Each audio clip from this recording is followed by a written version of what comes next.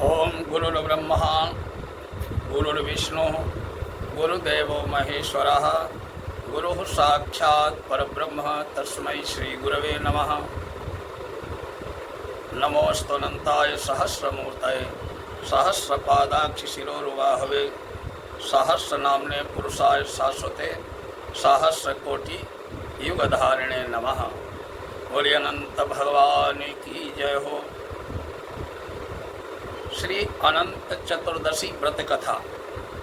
पहले संक्षेप में पूजन का विधान, तदुपरांत कथा।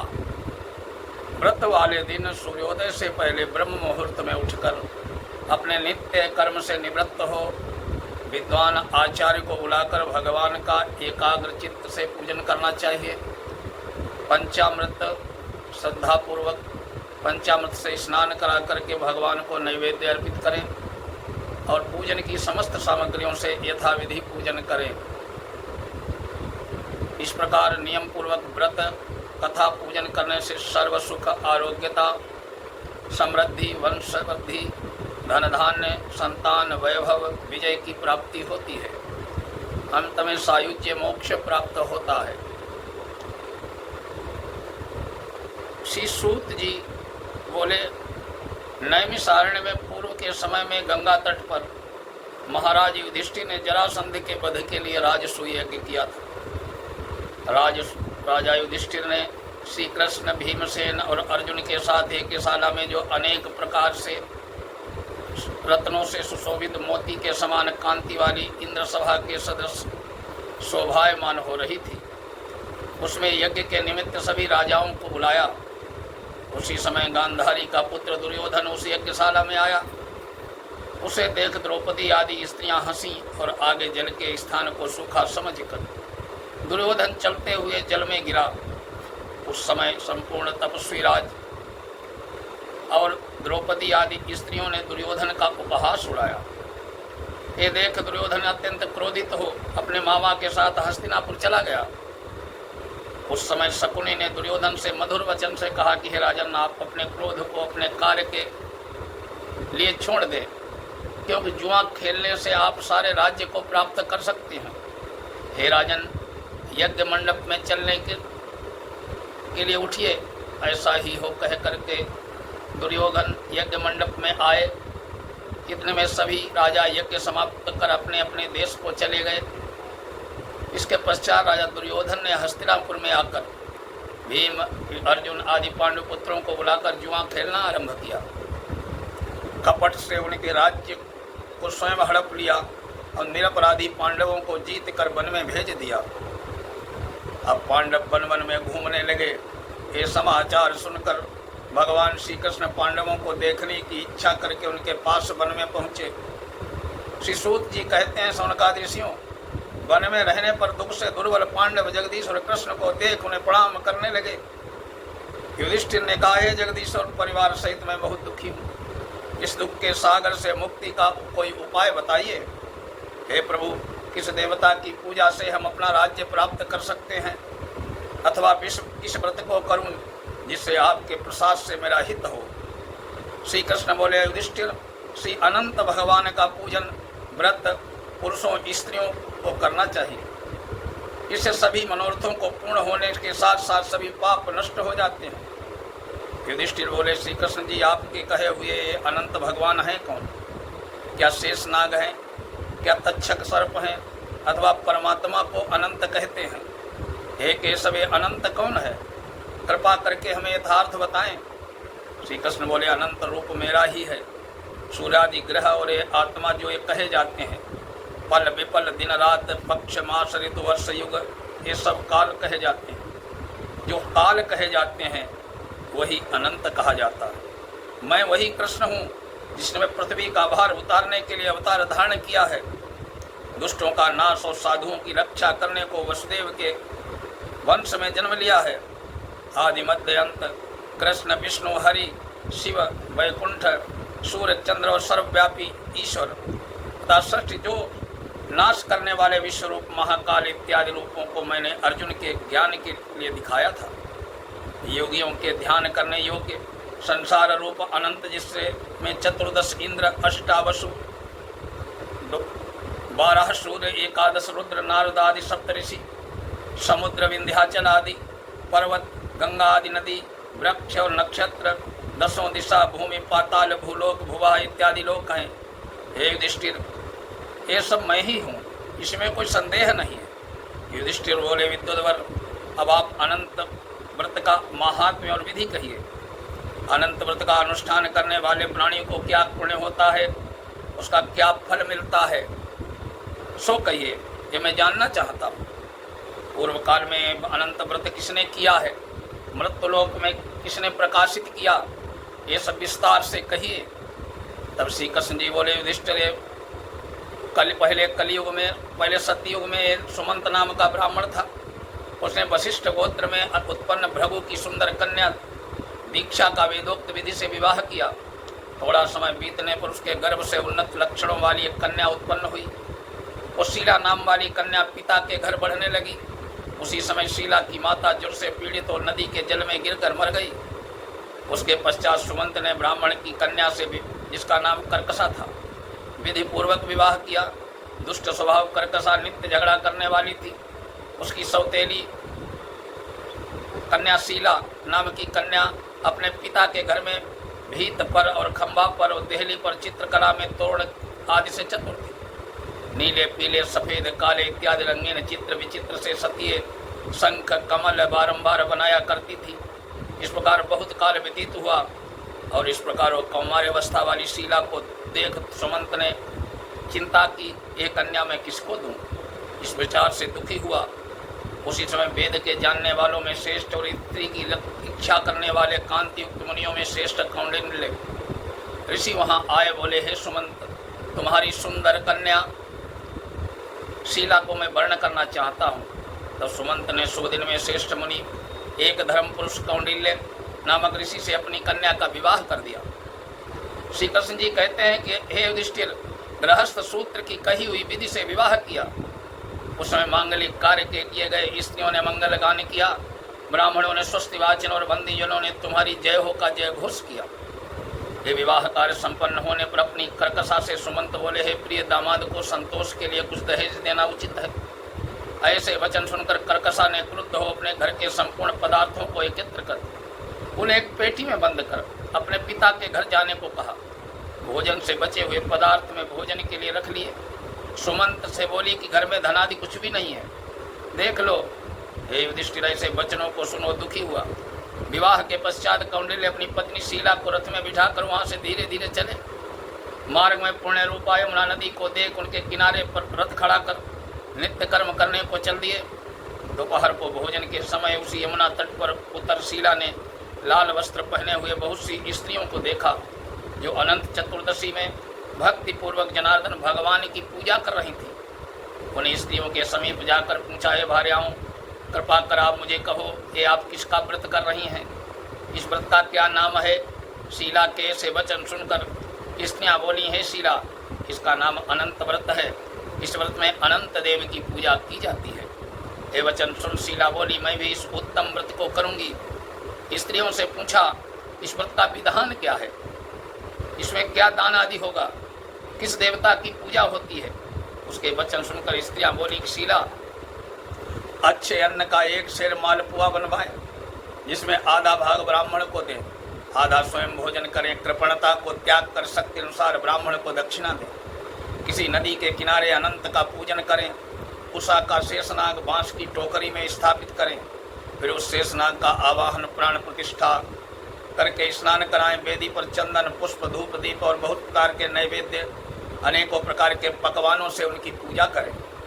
उस शेषनाग के आगे कुमकुम में से रखकर रंग कर उसमें 14 गांठ लगाकर उस डोरे का पूजन कर पुरुष अपने दाएं हाथ में, स्त्री बाएं हाथ में बांधते हैं।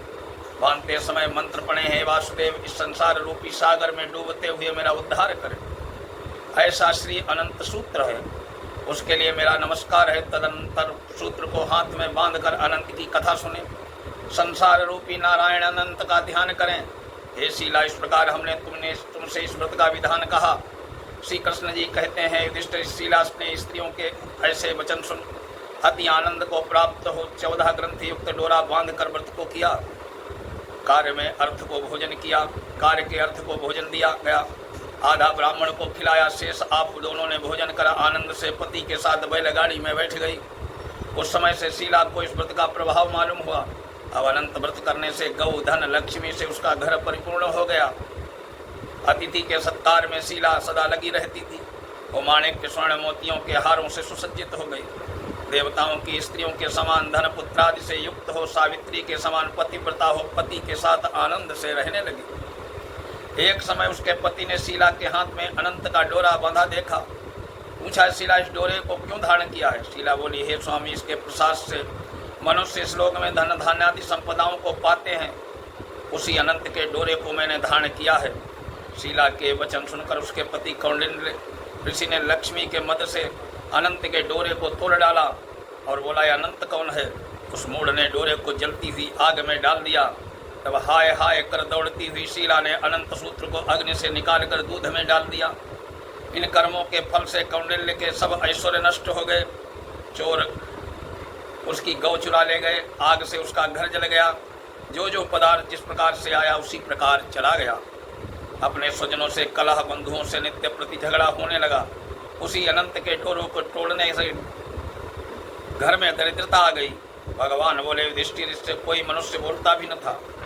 पीड़ित शरीर से अत्यंत दुखी हो बोला, हे शीले, मुझे अकस्मात शोक होने का क्या कारण है? मेरा सब धन नष्ट हो गया, कोई मुझसे बात भी नहीं करता है, देह में नित्य प्रति पीड़ा होती है। हे शीले, मुझे क्या अपराध हुआ है? क्या करने से मेरा कल्याण हो सकता है?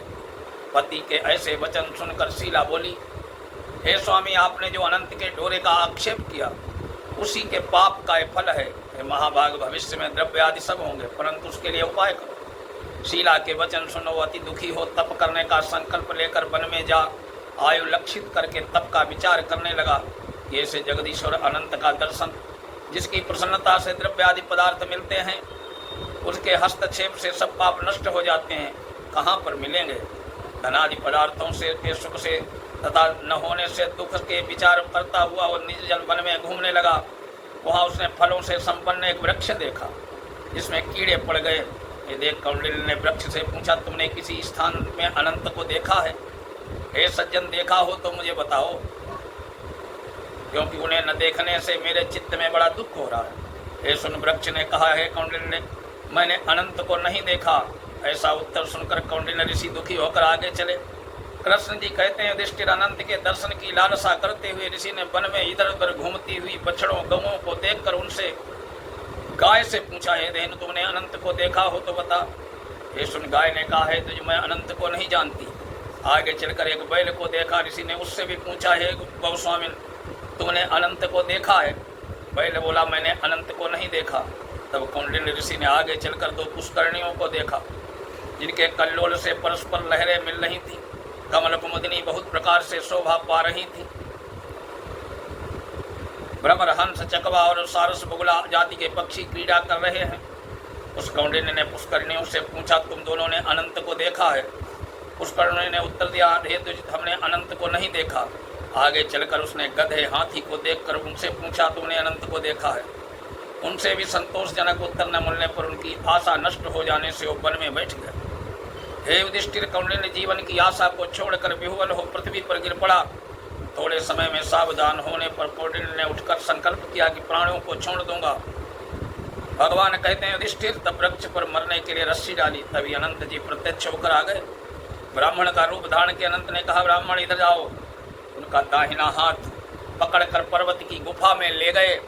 वहाँ सुंदर स्त्री पुरुषों से युक्त उस ऋषि को अपनी पुरी को दिखाया। वहाँ एक दिव्य सिंहासन पर बैठे शंख, चक्र, गदा, पद्म, गरुण आदि सहित विश्वरूप अपनी विभूतियों के भेदों से अधिक तेज, कौस्तुभमणि आदि सहित बनमाला धारण किए हुए थे।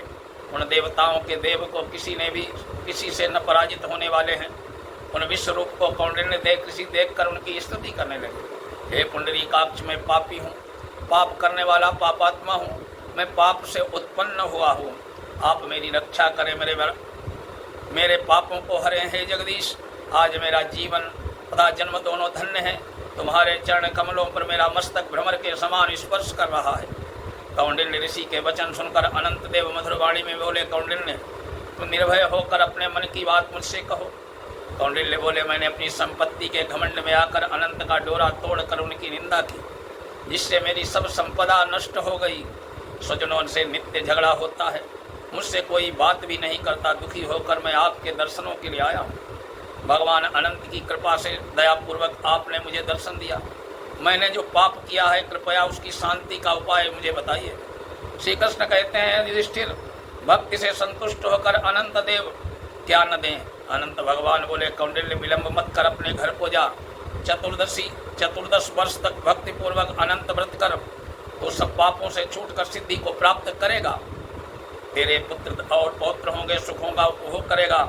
अंत समय में मेरा स्मरण होगा और निस्संदेह अमर पद को प्राप्त करेगा।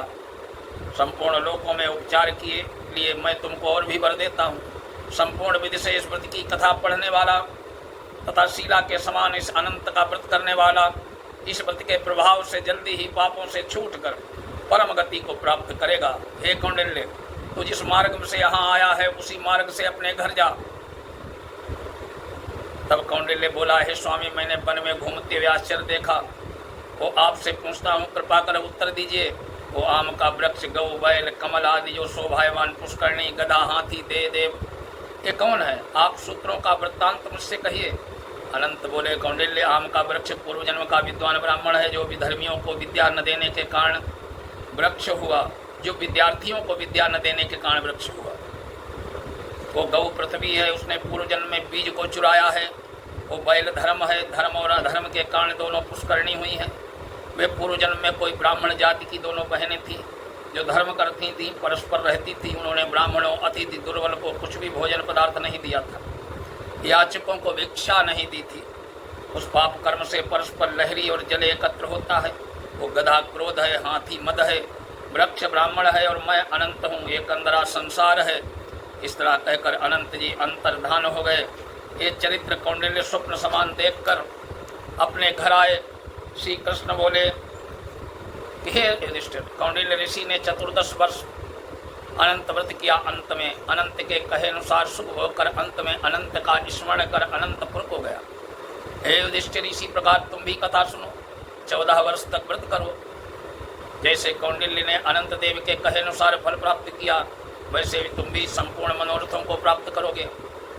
ज्ञान सहित व्रत करने से एक ही वर्ष में संपूर्ण मनोरथ फल पूर्ण होकर फल प्राप्त होता है।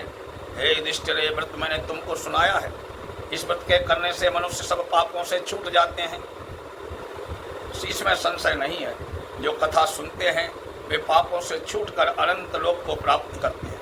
हे कुरुकुलोद्भव युधिष्ठिर, जो कोई शुद्ध चित्त वाले मनुष्य संसार सागर से सुखपूर्वक विहार करना चाहते हैं, वे त्रिभुवन के स्वामी भगवान अनंत का पूजन करके दाहिने हाथ में सुंदर अनंत देव का 14 ग्रंथि वाला डोरा बांधते हैं। बोलिए अनंत भगवान की जय। कथा सुनने के बाद आरती करें। ओम जय जगदीश हरे।